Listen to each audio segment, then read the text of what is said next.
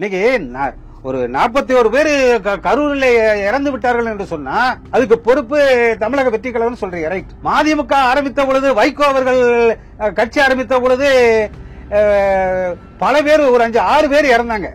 மதுரையில இறந்தாங்க, குளித்தலையில இறந்தாங்க, ஒரு 5 பேர் இறந்தாங்க. அப்ப வைகோ தூக்கி உள்ள போட்டாங்களா? தமிழக வெற்றி கழகத்தை எடப்பாடியார் ஒருதலை காதலாத்தான் காதலிச்சுக்கிட்டு இருக்கிறார். அதனால தான் தமிழக வெற்றி கழகத்திலிருந்து எந்த பதிலும் வராம இருக்கு. மக்கள் நல கூட்டணின்னு வச்சிருந்தாங்க. அப்ப திமுக தனியா, திமுக காங்கிரஸ் தனிச்சு நிக்குது, இங்கிட்டு அதிமுக எல்லாம் அந்த சைடு நிக்குது. ஆக இது இவர்கள் எல்லாம் யோக்கியன்னு யாரும் சொல்ல முடியாது. கம்யூனிஸ்ட் லெவல்ல இன்னைக்கு முத்தரசன் போன்றெல்லாம் சொல்றாங்க, ஆமையா எங்களுக்கு அக்கௌண்ட் திமுக கணக்குல இருந்து நேரடியாக எங்களுக்கு வந்துச்சுன்னு அவரே சொல்லியிருக்கிறார். விடுதலை சிறுத்தைகள் சொன்ன மாதிரி விழுப்புரம், சிதம்பரம் தொகுதி அவங்களுக்கு என்ன அதிகபட்சம் எத்தனை தொகுதி கேட்பாங்க? 6 தொகுதி, அதிகபட்சம் 10 தொகுதி கேட்பாங்க. திருமாவளவன் இழிவாக பேசாத தலைவர்கள் கிடையாது, என்னென்னமோ பேசியிருக்கிறாங்க. ஏர்போர்ட் மூர்த்தி, அதுவும் அந்த ஏர்போர்ட் சொந்த ஜாதியை சார்ந்த ஏர்போர்ட் மூர்த்தியவே குண்டாசு சட்டத்தில் கொண்டு போய் தள்ளுறீங்க அப்படின்னா என்ன உங்க அரசியல்? எவ்வளவு பிரச்சனைகள் இருக்கு, அதையெல்லாம் தீர்க்க முடியாமல் அந்த இளைஞர்களுக்கு நல்ல வழியை காட்டுறதுக்கு வேலை வாய்ப்பிலே எத்தனையோ தொழில் வாய்ப்புகளை உருவாக்கி தராமல் மேம்போக்காக திமுக ஜால்ரா போட்டுக்கிட்டு இருக்கிறவர்களுக்கெல்லாம் என்னமோ இவரை எளிதாக நினைக்க முடியாது. பின்புலமாக யாரும் தேவையில்லைங்க. எஸ் சந்திரசேகருடைய பிள்ளை, அதுவும் தமிழ்நாட்டினுடைய ராமநாதபுரம் மண்ணிலே பிறந்தவர். அவங்க சேனாதிபதி பிள்ளையினுடைய பேரன் விஜய் அவர்கள். 3 முனை போட்டி தான். அதாவது 3 முனை போட்டினா நீங்க என்ன கதை பேசுங்க. தன்னெழுச்சியான கூட்டம் தயாராக இருக்கிறது. ஆனால் இப்ப இந்த கரூர்ல போய் இவர் அக்கௌண்ட்ல பணத்தை அனுப்பிட்டாரு. அதாவது பாதிக்கப்பட்ட அந்த 47 உயிரிழந்தவர்களுக்கு 20 லட்சத்தை அக்கௌண்ட்ல அனுப்பிட்டாரு. இப்ப தமிழக வெற்றி கழகம் செய்ய வேண்டிய உடனடி பணி 2026 இனிமேல் இவர் மாவட்ட வாரியாக கும்பல கூட்டிய கூட்டத்தை காமிச்சு இந்த 3 மாசத்துல இவர் என்ன காமிச்சாலும் பருப்பு வேகாது. உங்களுடைய பணி தனி ஹெலிகாப்டர்ல போய் வெள்ள நிவாரண பணிகளை பார்த்து அந்த வீடு இடிந்தவர்களையும் இந்த விவசாய கூலிகளையும் ஒட்டுமொத்த இந்த விவசாயத்தை காப்பாற்றக்கூடிய அளவிலே அரசுக்கு அழுத்தத்தை கொடுத்து சரியான அரசியலை செய்தால்தான் நீங்கள் 2026 தேர்தலிலே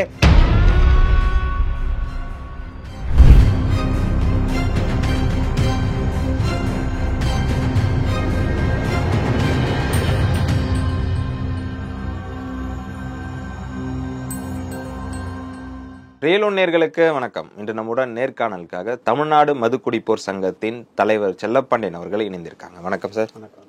எப்படி இருக்கீங்க? ஸ்டடியா இருக்கு சார். தமிழக வெற்றி கழகத்தை குறித்து தமிழகத்துல எல்லாருக்குமே ஒரு கேள்வியாகவே இருக்கு. என்னன்னா, அதிமுக, அதாவது எடப்பாடி பழனிசாமி அவர்கள் எங்க கூட்டம் நடத்தினாலும் அதுல பாத்தீங்கன்னா தாவேகா கொடி இல்லாம எங்கேயுமே இருக்க மாட்டுது. சமீபத்துல பாத்தீங்கன்னா எடப்பாடி பழனிசாமி அவர்கள் சொன்னபோது பிள்ளையார் சொல்லிலாம் போட்டாச்சு அப்படின்ற மாதிரிலாம் சொல்லியிருந்தாரு. இது குறித்து பாத்தீங்கன்னா தமிழக வெற்றி கழக சார்பில் எந்த ஒரு மறுப்பும் தெரிவிக்கல. ஒருவேளை கூட்டணி பேச்சுவார்த்தை உள்ளுக்குள்ளே நடக்குதா, இல்லைன்னா விஜய் அவர்கள் சரண்டை அடைச்சிட்டாரா பாஜகவிடம்? அதாவது நீங்க எடப்பாடியார் பிள்ளையார் சொல்லி எங்கே பார், அதாவது அண்ணா திராவிட முன்னேற்ற கழகம் புரட்சி தலைவரால் உருவாக்கப்பட்ட ஒரு மாபெரும் கட்சி, புரட்சி தலைவி அம்மா அவர்களால் மீட்டெடுக்கப்பட்ட கட்சி. மிக கடுமையான 89ல திராவிட முன்னேற்ற கழகத்தோடு போராடி சட்டமன்றத்தில் சேலையை கிழிச்சு ஜாக்கெட்டை கிழிச்சு அதையெல்லாம் தாண்டி அப்பவே அவங்க அரசியல் விட்டு ஓடக்கூடிய நிலைமையில இருந்தாங்க. ஐயோ அரசியலே வேண்டான்னு. அன்னைக்கு பக்கபலமாக இருந்த சசிகலா சின்னம்மா அவர்களும் அவருடைய கணவர் நடராஜன் அவர்களும் தான் பக்கபலமாக இருந்து அவர்களை மனப்பக்குவப்படுத்தி இப்படி கொண்டு வந்தாங்க.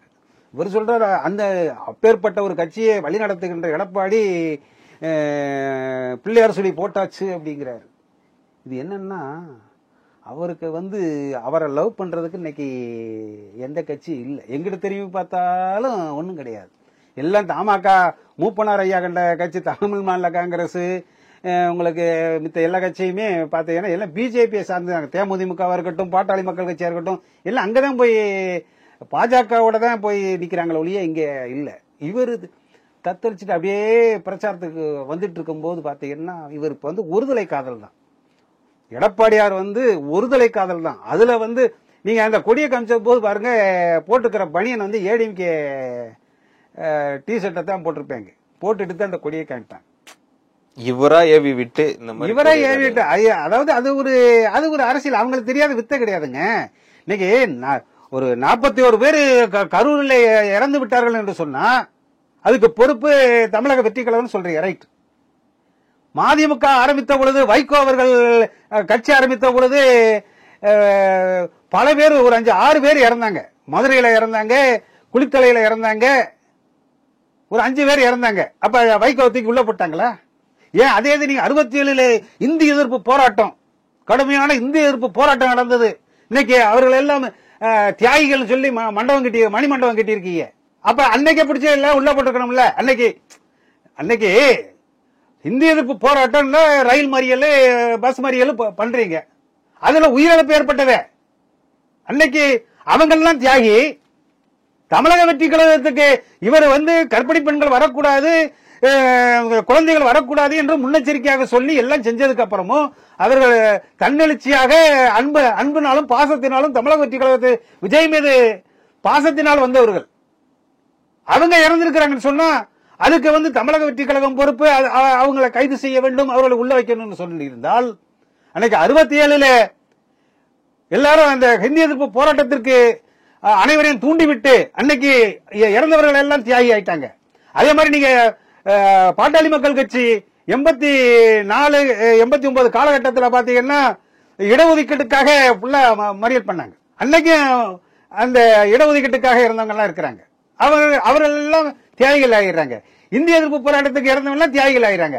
ஆனால் தமிழக வெற்றி கழக மதிமுக திமுகவில் இருந்து கருணாநிதிக்கு எதிராக, அதுவும் ஸ்டாலின் அதாவது வாரிசு அரசியலுக்கு எதிராக கட்சி ஆரம்பித்த மறுமலர்ச்சி திராவிட முன்னேற்ற கழகம் அவர் நடைபயணத்தை தொடர்ந்து வருகின்ற பொழுது அண்ணா அறிவாலயத்தை மீட்பேன் என்று சொல்லி கடைசியில கிண்டியில வச்சு மறிச்சு அதோட போச்சுனாங்க. இதுக்கு இடையில மதிமுக தீக்குளித்த வரலாறுலாம் இருக்கு. அப்படி ஒவ்வொரு கட்சிக்கும் ஒவ்வொரு வரலாறு இருக்கு. இது வந்து இந்த இழப்பு ஏற்பட்டு இருக்குது என்று சொன்னால் இது வந்து விஜய் அவர்கள் வந்து யாரையும் தூண்டி விடல. இவங்கெல்லாம் வராதங்க, இவ்வளவு கூட்டம் வரும்னு முன்னெச்சரிக்கையா சொல்லியிருக்கிறாங்க. அதையும் தாண்டி அவங்க வந்து இறந்திருக்கிறாங்கன்னா, இப்போ கடலூர்ல மின்னல் தாக்கி ஒரு விவசாயத்தை கூலி தொழிலாளி 4 பேர் இறந்திருக்கிறாங்க. இதுக்கு என்ன பண்ண முடியும்? அதே மாதிரி அது தானா வந்து அவர்களுடைய அன்பினால் பாசத்தினால் அந்த ஈடுபாடுகளுக்குள்ள சிக்கி இறந்திருக்கிறாங்க. இதை எடப்பாடியார் எப்படி பயன்படுத்தலாம்? குரல் கொடுத்தாரு அப்படிங்கிறாங்க. குரல் கொடுத்து இது வந்து நியாயமா யாரா இருந்தாலும் குரல் அரசியல்ல குரல் கொடுத்து தான் ஆகணும். அது குறிப்பாக கரூரிலே இந்த சம்பவம் நடக்குது என்று சொன்னால், நான் ஏற்கனவே சொல்லியிருக்கிறேன், திருச்சியிலே அவர் துவங்கிய பொழுது இந்த மாதிரி அவர் கொளுத்து வெயிலிலே கஷ்டப்பட்டு கொண்டிருக்கின்றார்கள், நீங்கள் சொகுசாக வாகனத்திலே வந்து கொண்டிருக்கின்றீர்கள், அவர்களை பாதுகாக்க வேண்டும் என்று சொன்னேன். நாகப்பட்டினத்திலையும் அந்த கூட்ட நெரிசலை பற்றியெல்லாம் நாங்கள்லாம் சொல்லியிருக்கிறோம். எங்களை போன்ற அரசியல் விமர்சகர்களும் உங்களுக்கு சமூக ஆர்வலர்களும் செயற்பாட்டாளர்களும் எல்லாம் சொல்லியிருக்கிறாங்க. ஆக இதை வந்து தமிழக வெற்றி கழகத்தை வந்து எடப்பாடியார் வந்து ஒருதலை காதலாத்தான் காதலிச்சுக்கிட்டு இருக்கிறார். அதனால தான் தமிழக வெற்றி கழகத்திலிருந்து எந்த பதிலும் வராம இருக்கு. அப்படிதான் பாக்க. ஓகே சார், இன்னொரு செய்தி வந்திருக்கு. என்னன்னா, திமுக தரப்புல இருந்து தமிழக வெற்றி கழகத்துல யாரு கூட கூட்டணி வைக்க கூடாதுன்னு சொல்லிட்டு பேச்சுவார்த்தை எல்லாத்தையும் நடத்திட்டு இருக்கு திமுக அப்படின்ற மாதிரி செய்தி எல்லாம் வந்துட்டு இருக்கு. இது எந்த அளவுக்கு உண்மை? இது வந்து ஒன்னும் பெரிய விஷயம் கிடையாது. 2016 கேப்டன் விஜயகாந்த், தேசிய முற்போக்கு திராவிட கழகம் விஜயகாந்துடைய தலைமையில தான் அவர் தான் முதல்வர் வேட்பாளர், என் கூட்டணியில் தான் இருக்கணும்னு அன்னைக்கு விடுதலை சிறுத்தைகள் இருந்தாங்க, கம்யூனிஸ்ட் இருந்தாங்க, தமிழ் மாநில காங்கிரஸ், இவங்க எல்லாம் ஜவஹர்லா எல்லாம் கூட்டணி வச்சிருந்தாங்க. 2016 யாருக்கு எதிராக? திமுக அதிமுகக்கு எதிராக இருந்தவர்கள் மக்கள் நல கூட்டணின்னு வச்சிருந்தாங்க. அப்ப திமுக காங்கிரஸ் தனிச்சு நிக்குது, இங்கிட்டு அதிமுக எல்லாம் அந்த சைடு நிக்குது. ஆக இவர்கள் எல்லாம் யோக்கியன்னு யாரும் சொல்ல முடியாது. கம்யூனிஸ்ட்ல உள்ள இன்னைக்கு முத்தரசன் போன்றெல்லாம் சொல்றாங்க, ஆமையா எங்களுக்கு அக்கௌண்ட் திமுக கணக்குல இருந்து நேரடி எங்களுக்கு வந்துச்சுன்னு அவரே சொல்லியிருக்கிறார். விடுதலை சிறுத்தைகள் வந்து சொன்ன மாதிரி விழுப்புரம், சிதம்பரம் தொகுதி அவங்களுக்கு என்ன அதிகபட்சம் எத்தனை தொகுதி கேட்பாங்க? 6 தொகுதி, அதிகபட்சம் 10 தொகுதி கேட்பாங்க. ஆனா இப்ப எல்லாருமே 100 சீட்டு 170 சீட்டுன்ற மாதிரி போயிட்டு இருக்கு. அது கேட்கலங்க, யார் வேணாலும் கேட்கலாங்க. நீங்க அதான். ஆக நான் எது சொல்ல வரேன்னா, திமுக வந்து இவர்களை எல்லாம் வந்து எந்த கட்சி கொள்கை இல்லாதவர்கள், விடுதலை சிறுத்தைகள் போன தடவை கள்ளக்குறிச்சியில கள்ளச்சாராய சாவு நடந்த பொழுது அக்டோபர் 2 மாபெரும் மதுவிலக்கு மாநாடு நடத்துறாரு. என்னாச்சு? இன்னைக்கு அதே மதுவிலக்கு 800 கோடி தாண்டி இருக்கு. 800 கோடியை தாண்டி இருக்கு. இன்னைக்கு பட்டாசா பாட்டிலா அப்படின்னு சொன்னால் பட்டாசு சீரழிவை விட அங்க பாட்டில் வந்து அங்க தரமா நிக்குது. இப்ப இவங்கிட்ட போய் இவங்களை எல்லாம் விலை பேச முடியாது என்ன இருக்கு? அதே நேரத்தில் சொந்த கட்சியை சார்ந்த ஏர்போர்ட் மூர்த்தியவையே அவர் என்னதே, அதாவது திருமாவளவனை வந்து இழிவாக பேசாத தலைவர்கள் கிடையாது, என்னென்னமோ பேசியிருக்கிறாங்க. ஏர்போர்ட் மூர்த்தி, அதுவும் அந்த ஏர்போர்ட் சொந்த ஜாதியை சார்ந்த ஏர்போர்ட் மூர்த்தியவே குண்டாசு சட்டத்தில் கொண்டு போய் தள்ளுறீங்க அப்படின்னா அப்புறம் என்ன உங்க அரசியல்? எவ்வளவு பிரச்சனைகள் இருக்கு, அதையெல்லாம் தீர்க்க முடியாமல் அந்த இளைஞர்களுக்கு நல்ல வழியை காட்டுறதுக்கு வேலை வாய்ப்பிலே எத்தனையோ தொழில் வாய்ப்புகளை உருவாக்கி தராமல் மேம்போக்காக திமுக ஜால்ரா போட்டுக்கிட்டு இருக்கிறவர்களுக்கெல்லாம் வேற யார் இருக்காங்க? கம்யூனிஸ்ட் இருக்கு, அவங்க அப்பா எங்களுக்கு நேரம் எங்க அக்கௌண்ட்டுக்கு பணம் வந்துச்சுப்பாங்கிறாங்க. இங்கிட்ட விடுதலை சிறுத்தைகள் வந்துச்சுங்கிறாங்க. அவங்ககிட்ட மிச்சம் இருக்கிறது என்னது? இந்த 1-2 ஜாதி கட்சி இந்த இதெல்லாம் இருக்காங்க. அவங்க திமுக நினைக்கிறது சரிதானே.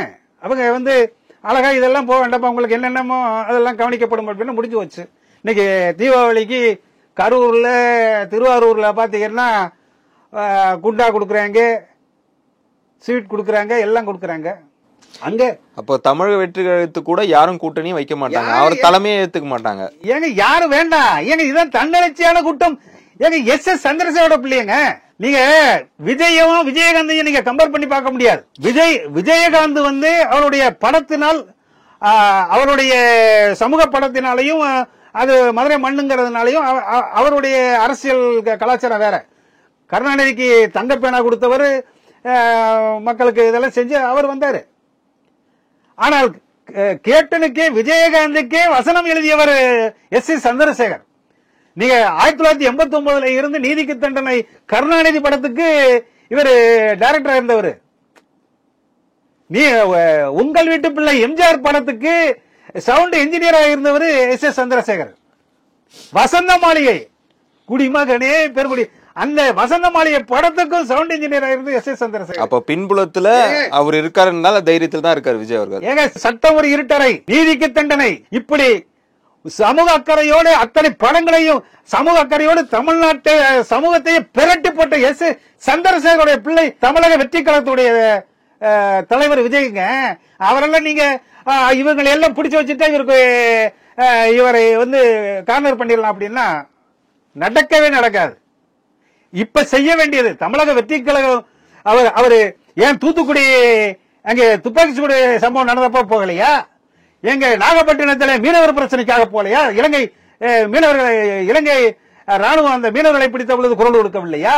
இங்க உங்களுக்கு நம்ம நீட் தேர்வு நந்தினி இறப்புக்கு போகலையா? இப்படி இன்றைய வரை ஆணவ கொலை வரைக்கும் குரல் கொடுத்தவன் தமிழக வெற்றி கழகத்துடைய தலைவர். நீங்க என்னமோ இவரை வந்து ஏதோ எளிதாக நினைக்க முடியாது. பின்புலமாக யாரும் தேவையில்லைங்க. எஸ் சந்திரசேகருடைய பிள்ளை, அதுவும் தமிழ்நாட்டினுடைய ராமநாதபுரம் மண்ணிலே பிறந்தவர்.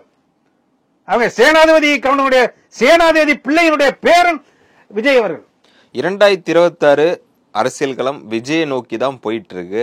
2026 எலெக்ஷன் 4 முனை போட்டியாக இருக்குமா இல்ல 3 முனை போட்டியாக இருக்குமா? விஜய் அவர்களோட கையில் தான் இருக்கு. இது எப்படி பாக்குறீங்க? 3 முனை போட்டி தான். அதாவது 3 முனை போட்டினா நீங்க என்ன கதை பேசுங்க. தன்னெழுச்சியான கூட்டம் தயாராக இருக்கிறது. ஆனால் இப்ப இந்த கரூர்ல போய் இவர் அக்கௌண்ட்ல பணத்தை அனுப்பிட்டாரு. அதாவது பாதிக்கப்பட்ட அந்த 47 உயிரிழந்தவர்களுக்கு 20 லட்சத்தை அக்கௌண்ட்ல அனுப்பிட்டாரு. இப்போ தமிழக வெற்றி கழகம் செய்ய வேண்டிய உடனடி பணி, இந்த நவம்பர் மாசம் வடகிழக்கு பருவமழை, அக்டோபர் நவம்பர் டிசம்பர் இந்த 3 மாசத்தில தமிழ்நாடு முழுவதும் விவசாய கூலிகளும் விவசாய பெருமக்களும் துப்புரவு தொழிலாளர்கள், சென்னை மாநகரம் போன்ற அந்த வெள்ள பாதிப்பிலே பாதிக்கப்படுகின்ற துப்புரவு பணியாளர்கள், தமிழகம் முழுவதும் விவசாய கூலிகள், விவசாயிகள், அந்த நெல் மூட்டைகள் அழுகி கொண்டிருக்கின்றன. இந்த மாதிரி இந்த பிரச்சனையை இன்னும் 2 மாத காலம் தமிழ்நாடு முழுவதும் இந்த வெள்ள நிவாரண பணிகளை தமிழக வெற்றி கழகம் சரியாக அத்தனை தொண்டர்களையும் களத்திலே இறக்கி சரியாக அவர்கள் இந்த வெள்ள நிவாரண பணிகளை சரியாக செய்தால் 2026 இனிமேல் இவர் வந்து மாவட்ட வாரியாக கும்பலை கூட்டத்தை காமிச்சு இந்த 3 மாசத்துல இவர் என்ன காமிச்சாலும் பருப்பு வேகாது. யாரு? விஜய் அவர்கள். நிச்சயமாக. இனிமேல் ஏங்க அவன் வீடு இடிஞ்சு போய் கிடக்கு. திருவள்ளுவர் புயல் வரப்போகுது. அடுத்தடுத்து புயல், எந்த புயல் வருதுன்னு சொல்ல முடியாது. எல்லாம் நேர்ல போய் சந்திக்கிறாங்க, இவர் ஆனா வீட்டுல இருக்காரு சொல்ல வரீங்களா? ஏங்க அவர் களப்பணி இந்த மழை நிவாரண பணிகளுக்கும் இந்த மாதிரி விஷயங்களுக்கு தான் போக வேண்டிய சூழ்நிலை.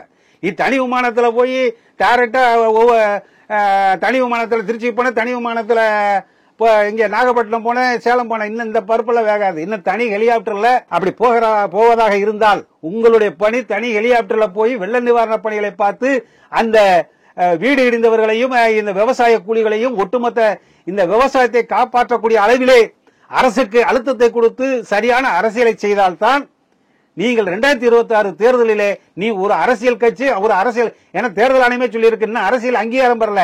தமிழ்நாடு மதுகுடிப்போர் விழிப்புணர்வு சங்கம் 12 தேர்தல் நின்று இருக்கு. நாங்களும் அரசியல் அங்கீகாரம் கிடையாது.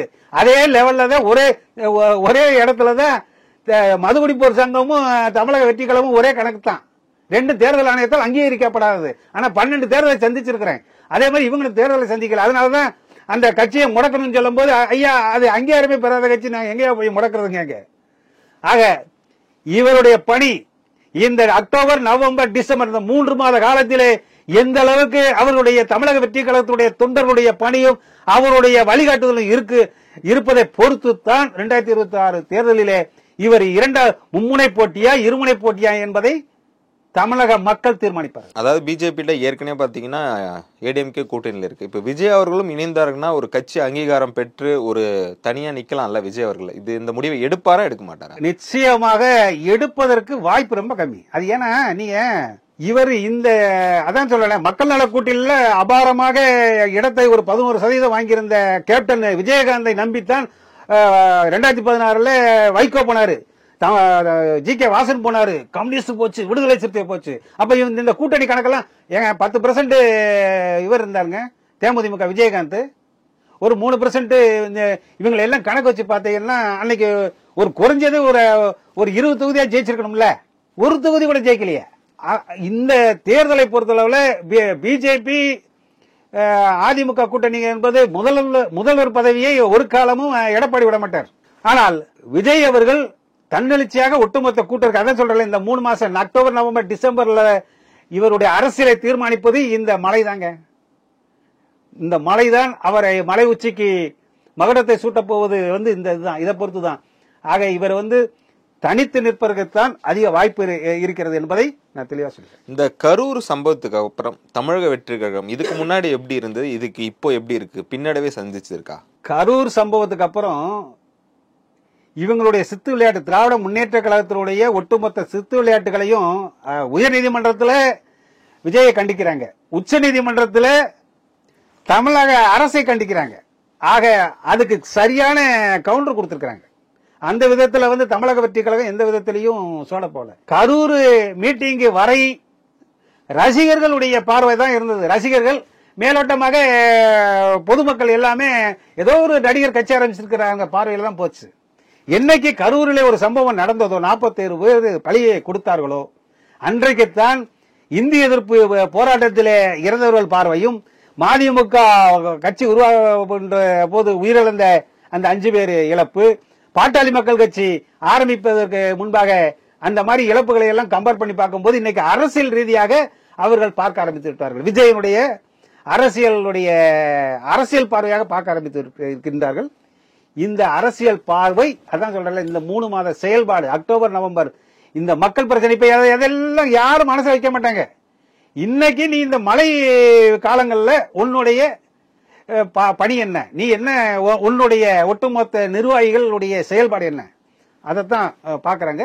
அரசியல் ரீதியாக அன்னைக்கு எங்க கரூர் சம்பவத்து வரைக்கும் கூட்டணிக்கு விஜய் எதிர்பார்த்தார். சீமான் எப்படி எதிர்பார்த்துச்சு இது புளிக்கும் அப்படின்ட்டு சீமான் போயிட்டார். அவர் நான் திராவிட, நீ பெரியார் படத்தை வச்சிருக்கிற, அதனால எனக்கு பிடிக்கல புளிக்கும் போயிட்டாரு. எடப்பாடி கூட இவரை பேச்சுவார்த்தை நடத்துகின்ற பொழுது இவர் விஜயகாந்த் மாதிரி இப்பதான் நீ ஓட்டு சதவீதத்தை காமி பார்ப்போங்கிற மாதிரி தான் நக்கலா தான் இருந்தார் எடப்பாடியார். இந்த நாளை திருச்சி, நாகப்பட்டினம், நாமக்கல், கரூர் சம்பவம் நடந்த உடனே உஷாராயிட்டாரு. ஆகா, நம்ம கூட்டின கூட்டத்துக்கும் இதுக்கு வித்தியாசம் இருக்கு. ஏன்னா நீங்க திமுக அதிமுக கூட்டம் கூட்டினதெல்லாம் பாத்தீங்கன்னா எடப்பாடியார் வந்து 10 மணிக்கு வராருன்னா 10 மணிக்கு வரணும், 7 மணிக்கு வராருன்னா 7 மணிக்கு வரணும். வரலைன்னா கூட்டம் அது வாட்டுக்கு கரெக்டா பிடிச்சிருப்பாங்க. பாருங்க, ஒரு ஆளு விடாம கையில வந்து அந்த பதாகையை பிடிச்சிருப்பாங்க, கொடியை பிடிச்சிருப்பாங்க. கரெக்டா வீட்டுல நாடகம் சீரியல் ஓடுது, அந்த டயத்துக்குள்ள இவங்க வந்துட்டு போனதான், இல்லைன்னா சீரியல் பக்கம் எல்லாம் கலைஞ்சு ஓடி போகும். அதுதான் திமுகவுக்கு இதுக்கு நிலைமை.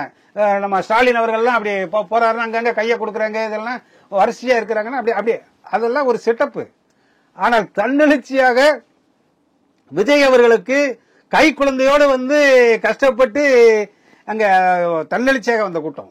அதனால இவர் எடப்பாடியாருடைய அந்த ஒருதலை காதல் இது எல்லாமே வந்து அவர் அந்த ஒரு படத்துல வடிவேலு சொல்லுவான்ல, அந்த மாதிரி தான் வெடிச்சு போற மாதிரி தான் இருக்குமே ஒழிய, இலவம் பஞ்சு எப்படி அது வெடிச்சு போகுமோ அந்த மாதிரி தான் அவருடைய கனவா இருக்குமே ஒழிய, இவர் வேற சிந்தனைங்க. இவர் பின்னாடி வந்து எஸ் சந்திரசேகருடைய மகன், அவங்களுடைய பார்வையே உடம்புல வந்து அந்த சமூக அக்கறையான ரத்தம் ஓடிக்கிட்டு இருக்கு. அதனால நிச்சயமாக அரசியல் ரீதியாக இன்னைக்கு கலந்து போயிருக்காங்க. திராவிட முன்னேற்ற கழகமா இருந்தாலும் அண்ணா திராவிட முன்னேற்ற கழகமா இருந்தாலும் இன்னைக்கு அரசியல் ரீதியாக நடிக்கிட்டு இருக்காங்க, என்ன ஆகுமோ அப்படின்னு. ஆகவே இந்த டிசம்பர் மாதம் ஜனவரி 1ஆம் தேதி தான் 2026 பிறந்த பின்புதான் தெளிவான தமிழ்நாட்டுடைய அரசியல் இந்த மழைக்காலம் முடிந்த பின்புதான் அவருக்கு தமிழக வெற்றி கழகத்தினுடைய அரசியல் பார்வையை தீர்மானிக்கும். தொடர்ந்து பேசுவோம். எங்களோடு இணைந்து பல்வேறு தகவலை பயந்ததற்கு மிக்க நன்றி சார்.